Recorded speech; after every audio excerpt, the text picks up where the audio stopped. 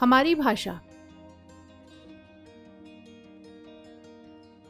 बच्चों, जब आपके मन में कोई विचार अथवा भाव पैदा होता है तब आप क्या करते हैं? या तो आप अपनी बात को बोलते हैं तथा दूसरा उसे सुनकर समझता है, या फिर अपनी बात को लिखकर बताते हैं तथा दूसरा उसे पढ़कर समझता है। इस प्रकार हम अपनी बात को बोलकर तथा लिखकर प्रकट करते हैं तथा सामने वाला उसे सुनकर एवं पढ़कर समझता है।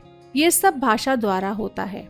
कई बार हम अपने मन के भाव संकेतों के द्वारा भी प्रकट करते हैं, परंतु संकेत अपने आप में अस्पष्ट एवं अपूर्ण होते हैं, इसलिए इन्हें भाषा का दर्जा नहीं दिया जा सकता। बोलकर तथा लिखकर अपने विचार दूसरों तक पहुंचाने तथा दूसरों की बात समझने का माध्यम भाषा है।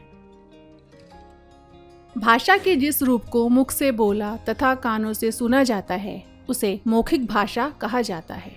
भाषा के जिस रूप में हम अपने मन की बात लिखकर प्रकट करते हैं एवं दूसरा उसे पढ़कर समझता है उसे लिखित भाषा कहते हैं। रानू पंजाब की रहने वाली है, वह पंजाबी बोलती है। रमा तमिलनाडु की रहने वाली है, वह तमिल बोलती है। सपना असम की रहने वाली है, वह असमिया बोलती है।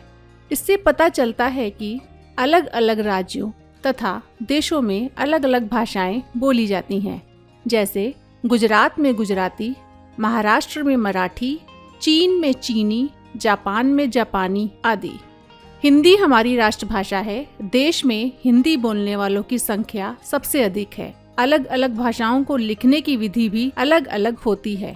भाषा को लिखने की विधि अथवा तरीका ही उसकी लिपि कहलाता है। आइए कुछ भाषाओं की लिपियां जानें। हिंदी, देवनागरी, अंग्रेजी, रोमन, पंजाबी, गुरमुखी, उर्दू, फारसी। हमने जाना।